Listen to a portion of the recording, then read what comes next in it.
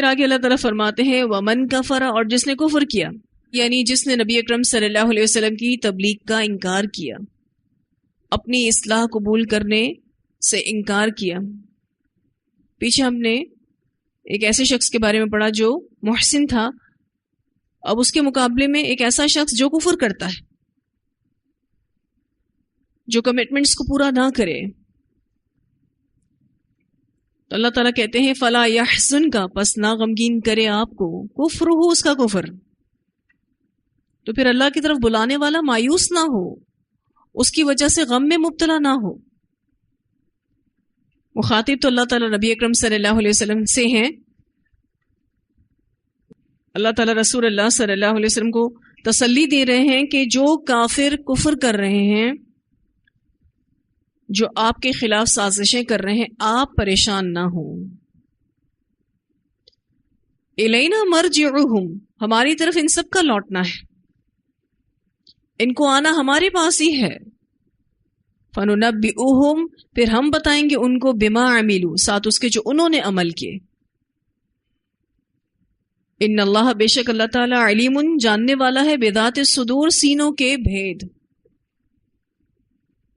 اللہ تو جو کچھ سینوں میں چھپا ہے اس کو بھی جاننے والا ہے۔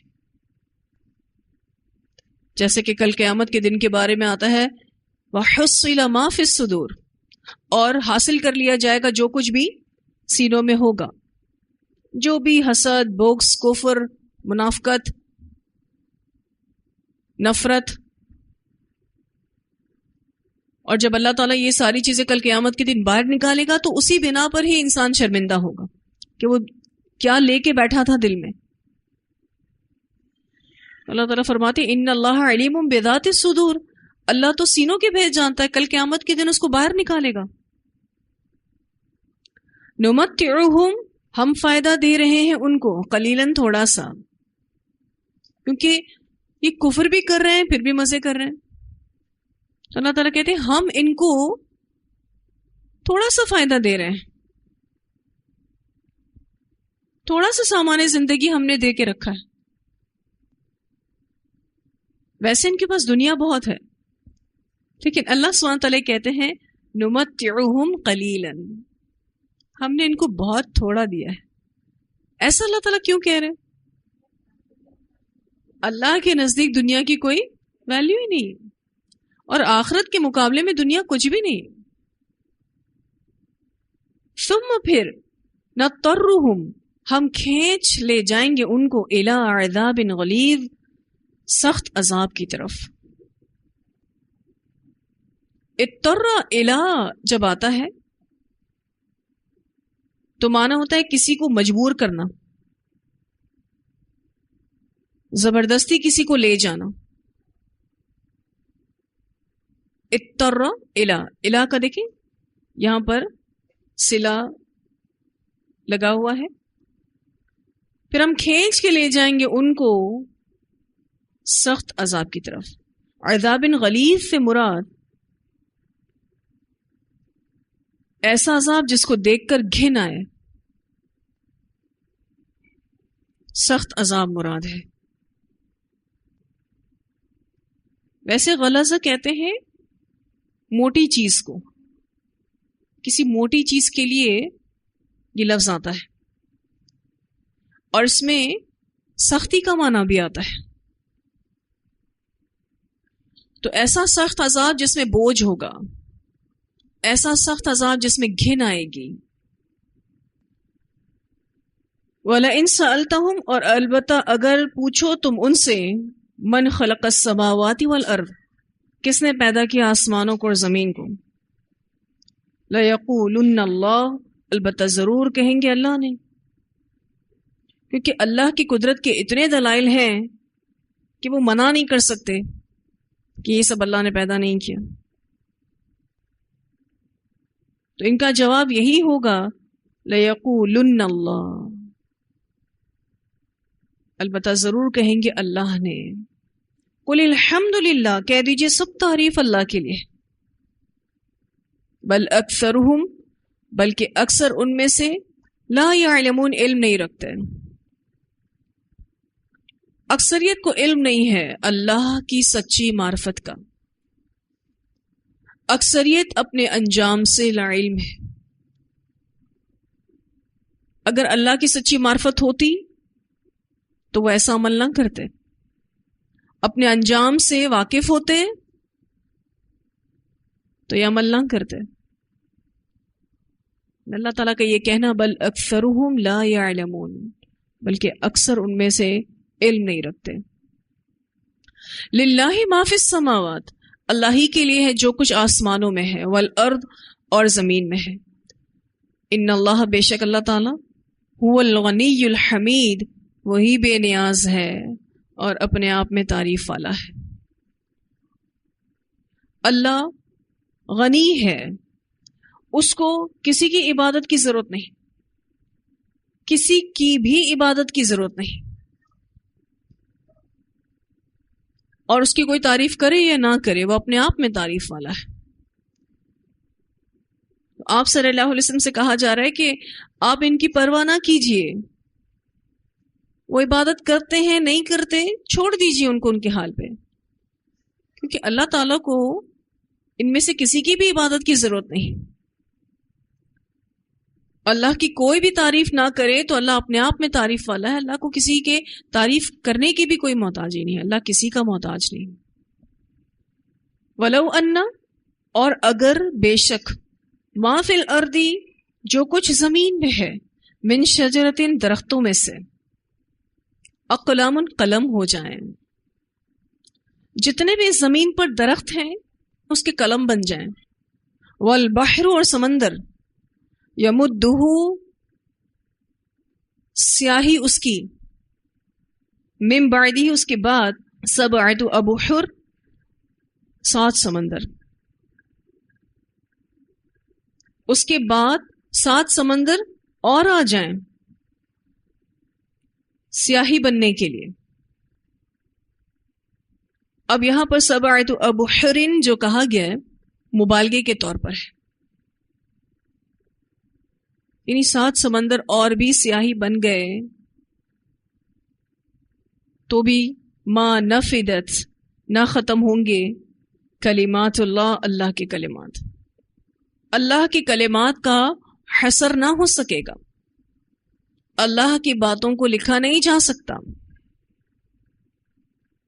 کلمات اللہ سے مراد یہاں پر اللہ کی صفات ہیں، عجائبات ہیں، کمالات کا ذکر ہے، تعریف ہے. ما نفدت کلمات اللہ، نہ ختم ہوں گی اللہ کی صفات، نہ ختم ہوں گے اللہ کے عجائبات کا ذکر، نہ اس کی تعریفیں ختم ہوں گی اور نہ اس کے کمالات کا ذکر ختم ہوگا. ان اللہ، بے شک اللہ تعالی، عزیز حکیم، زبردست ہے، حکمت والا ہے. تو اگر واقعی ایسا ہو جائے کہ سارے درخت قلم بن جائیں اور سمندر اس کی سیاہی بن جائیں، ان قلموں کے لیے سمندر سیاہی بن جائیں، اور جس کے بعد 7 سمندر اور بھی ہوں تو بھی اللہ کی باتیں ختم نہیں ہوں گی. قلم ٹوٹ جائیں گے، سمندروں کا پانی ختم ہو جائے گا، لیکن اللہ کی باتیں ختم نہ ہوں گی. اس طرح کی بات آپ نے سورۃ الکہف میں بھی پڑھی تھی، آیت نمبر 109. اللہ تعالیٰ فرماتے ہیں قُل لَوْ كَانَ الْبَحْرُ مِدَادًا لِكَلِمَاتِ رَبِّي لَنَفِدَ الْبَحْرُ قَبْلَ أَن تَنفَدَ كَلِمَاتُ رَبِّي وَلَوْ جِئْنَا بِمِثْلِهِ مَدَدًا. کہہ دے اگر سمندر میرے رب کی باتوں کے لیے سیاہی بن جائے تو یقیناً سمندر ختم ہو جائے گا اس سے پہلے کہ میرے رب کی باتیں ختم ہوں، اگرچہ ہم اس کے برابر اور سیاہی لے آئیں، اللہ کی باتیں ختم نہیں ہوں گی. مسلم کی روایت میں آتا ہے، سیدہ عائشہ رضی اللہ تعالیٰ عنہ بیان کرتی ہیں کہ رسول اللہ صلی اللہ علیہ وسلم اللہ تعالیٰ کی حمد و ثنا کرتے ہوئے فرمایا کرتے تھے، لا احصی ثناء علیک انت کما اثنیت علی نفسک. اے اللہ، میں تیری ثنا بیان نہیں کر سکتا، تیری ذات پاک اس طرح ہے جس طرح تو نے خود اپنی حمد و ثنا بیان کی.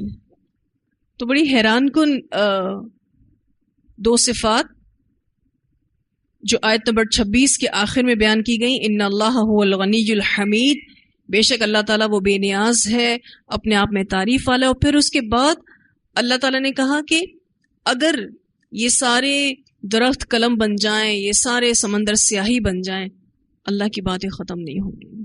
یہ بات سمجھانے کے لیے کہ وہ کتنا غنی ہے، کتنا اپنے آپ میں تعریف والا ہے.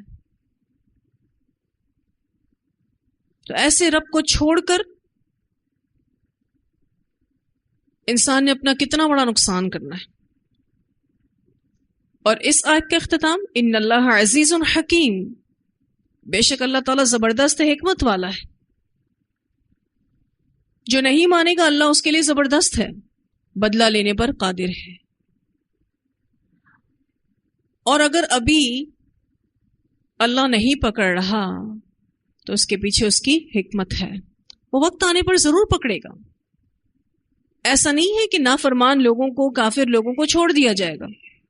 ما خلقکم، نہیں پیدائش تمہاری، ولا بعثکم، اور نہ دوبارہ اٹھنا تمہارا، الا کنفس واحدہ، مگر ایک نفس کی طرح ہے. اس آیت میں کفار کے عقیدے کی تردید کی جا رہی ہے. وہ یہ کہتے تھے کہ اللہ تعالیٰ دوبارہ کیسے لوگوں کو اٹھائے گا. تو اللہ تعالیٰ اس بات کا جواب دے رہے ہیں کہ اللہ تعالیٰ کو تمام انسانوں کو مارنے کے بعد پیدا کرنا اتنا ہی آسان ہے جتنا کہ ایک شخص کا دوبارہ پیدا کرنا. اس کا تو صرف کن کہنا ہی کافی ہوگا. تو اللہ کتنی قدرت والا ہے کہ اتنے سارے انسانوں کو پیدا کرنے کی بات ہو، وہ ایسے ہی ہے جیسے کہ کسی ایک انسان کو پیدا کرنا. ان اللہ، بے شک اللہ تعالیٰ سمیع، سننے والا ہے، بصیر، دیکھنے والا ہے. ویسے بھی آپ دیکھیں تو اللہ سبحانہ تعالیٰ اپنی ساری مخلوق کی حاجت کو، سب کی حاجتوں کو سنتا ہے اور سب کی ضرورتوں کو، حاجتوں کو پورا کرتا ہے. وہاں پر بھی تو ایک اللہ ہی ہے، تو پھر اس کے لیے کیا مشکل ہے سب کو دوبارہ پیدا کرنا. اور کتنی اچھی مثال سے اللہ تعالیٰ نے سمجھا دیا کہ ساری اولاد آدم کو پیدا کرنا ایسا ہی ہے کہ جیسے ایک انسان کو پیدا کرنا، کوئی مشکل ہی نہیں. تو کفار کے عقیدے کی تردید کی گئی کہ اللہ تعالیٰ کے لیے تمام لوگوں کو پیدا کرنا نہ پہلی مرتبہ مشکل تھا اور نہ مارنے کے بعد دوبارہ پیدا کرنا مشکل ہے. یہ اتنا ہی آسان ہے جتنا کہ ایک شخص کو پیدا کرنا. آخر میں جو یہ صفات آ رہی ہیں، سمیع بصیر، اللہ خوب سننے والا ہے، خوب دیکھنے والا ہے. جو بھی ایسی باتیں کرتے ہیں کہ پتہ نہیں دوبارہ جی اٹھیں گے یا نہیں، اللہ خوب سن رہا ہے اور ایسے لوگوں کو خوب دیکھنے والا بھی ہے. ایک اور قدرت کا بیان، الم ترا، کیا تم نے دیکھا نہیں، ان اللہ، بے شک اللہ تعالیٰ، یولج اللیل فی النہار، داخل کرتا ہے رات کو دن میں، ویولج النہار فی اللیل، اور داخل کرتا ہے دن کو رات میں. کیسے دن کے بعد رات کا آنا، ایک کے بعد ایک کا آنا، پھر کبھی دن کا چھوٹا ہو جانا اور رات کا بڑا ہو جانا، پھر راتوں کا چھوٹا ہو جانا اور دن کا بڑا ہو جانا. کیسی اللہ کی قدرت ہے. وسخر الشمس والقمر، اور اس نے مسخر کر دیا سورج کو اور چاند کو. کلن، سب کے سب، یجری، چلتے ہیں، الی اجل مسمی، ایک وقت مقرر تک. اس کا ایک معنی یہ کیا گیا ہے کہ ایک محدود مدت تک کے لیے ان کو مسخر کیا گیا ہے. اس معنی کی تائید کے لیے بخاری کی روایت آتی ہے کہ سیدنا ابو ذر رضی اللہ تعالیٰ عنہ بیان کرتے ہیں کہ رسول اللہ صلی اللہ علیہ وسلم نے جب سورج غروب ہوا تو مجھ سے پوچھا کیا جانتے ہو یہ کہاں جاتا ہے؟ میں نے جواب دیا اللہ اور اس کا رسول خوب جانتے ہیں۔ آپ صلی اللہ علیہ وسلم نے فرمایا یہ جا کر اللہ کے عرش کے نیچے سجدے میں گر پڑتا ہے اور اپنے رب سے اجازت چاہتا ہے، یعنی دوبارہ طلوع ہونے کی، تو اسے اجازت دے دی جاتی ہے، اور وہ دن قریب ہے جب یہ سجدہ کرے گا لیکن اس کا سجدہ قبول نہیں کیا جائے گا، اور وہ اجازت چاہے گا مگر اجازت نہیں ملے گی، بلکہ اس سے کہا جائے گا جہاں سے آیا ہے وہیں واپس لوٹ جا، چنانچہ اس دن یہ مغرب ہی سے طلوع ہوگا۔ تو اس کا پہلا معنی یہ ہے کہ ایک محدود مدت تک کے لیے ان کو مسخر کیا گیا ہے، یعنی ان کی گردش کے لیے ایک منزل، ایک راہ مقرر ہے، اور یہ ڈیلی بیسس پر ہو رہا ہے، روزانہ کی بنیاد پر ہو رہا ہے۔ ایک دوسرے قول کے مطابق الی اجل مسمی سے مراد قیامت کا دن ہے، کہ ان کو قیامت کے دن تک کے لیے مسخر کیا گیا ہے، پھر ان کو ختم کر دیا جائے گا۔ جس دن قیامت قائم ہوگی اس دن یہ ساری کائنات کا سسٹم ختم کر دیا جائے گا۔ وَأَنَّ اللَّهَ، اور بے شک اللہ تعالیٰ، بِمَا تَعْمَلُونَ خبیر، ساتھ اس کے جو تم عمل کرتے ہو باخبر ہے۔ تو جب سورج کو طلوع ہوتا دیکھیں اور غروب ہوتا دیکھیں تو یہ سوچیں کہ اس کی آج کی اجل ختم ہوئی، ایک اور دن شروع ہو گیا، اور جب غروب ہو تو ایک اور دن ختم ہو گیا، اور ایک ایک دن ختم ہوتا جا رہا ہے اور ہم قیامت کے قریب ہوتے جا رہے ہیں، جیسے کہ یہ کائنات اپنی اجل مسمى کے قریب ہوتی جا رہی ہے، ایسے ہی ہم نے بھی اپنی قیامت کو دیکھنا ہے۔ اور آخری جو حصہ ہے آیت کا، وَأَنَّ اللَّهَ بِمَا تَعْمَلُونَ خبیر، اور بے شک اللہ تعالیٰ ساتھ اس کے جو تم عمل کرے ہو باخبر ہے۔ جو دن بھر میں عمل کرتے ہیں اپنی اس اجل مسمى کو استعمال کرتے ہوئے، ہمیں بھی تو ایک اجل مسمى ملی ہوئی ہے نا، ہمیں بھی تو ایک وقت ملا ہوا ہے۔ اللہ ان تمام اعمال کو جو دن بھر میں ہم کرتے ہیں اچھے سے جاننے والا ہے، اور جب اللہ اچھے سے جانتا ہے تو کیا مقصد ہے کہنا؟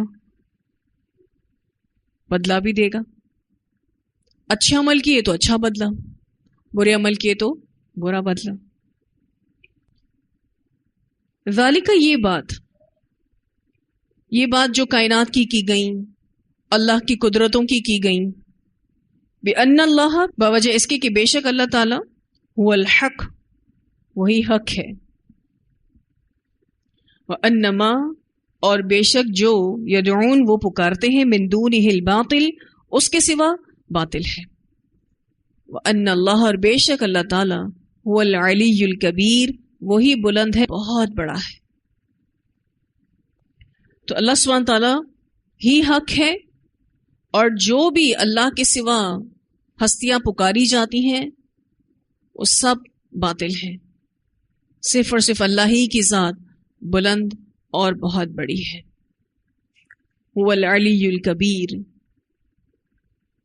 اللہ بہت بڑا ہے، اللہ سے بڑا کوئی نہیں۔ اسی لیے آپ دیکھیں کہ جب ہم نماز بھی پڑھتے ہیں تو اپنی نماز میں ہر ایکشن کی تبدیلی پر اللہ اکبر کہتے ہیں، بار بار تکبیر کو دہرایا گیا تاکہ اس بات کا احساس نماز کے دوران اور نماز کے بعد ہمارے اندر رہے کہ اللہ سے بڑا کوئی نہیں، عبادت کے لائق بھی پھر وہی ہستی ہے اور کوئی نہیں۔ تو اتنی آیات کی تلاوت سنتے ہیں، پھر انشاءاللہ آگے پڑھیں گے۔ وَمَن كَفَرَ فَلَا يَحْزُنكَ كُفْرُهُ إِلَيْنَا مَرْجِعُهُمْ فَنُنَبِّئُهُم بِمَا عَمِلُوا إِنَّ اللَّهَ عَلِيمٌ بِذَاتِ الصُّدُورِ نُمَتِّعُهُمْ قَلِيلًا ثُمَّ أضطرهم إلى عذاب غليظ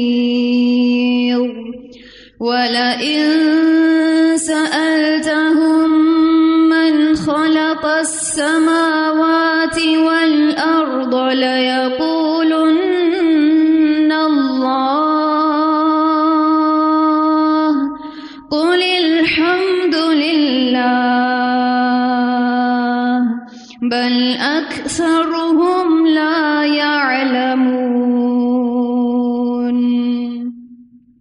لله ما في السماوات والأرض إن الله هو الغني الحميد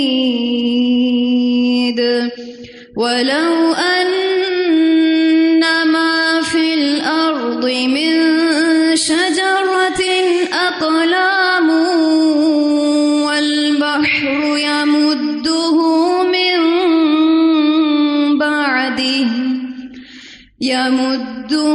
من بعده 7 أبحر ما نفدت كلمات الله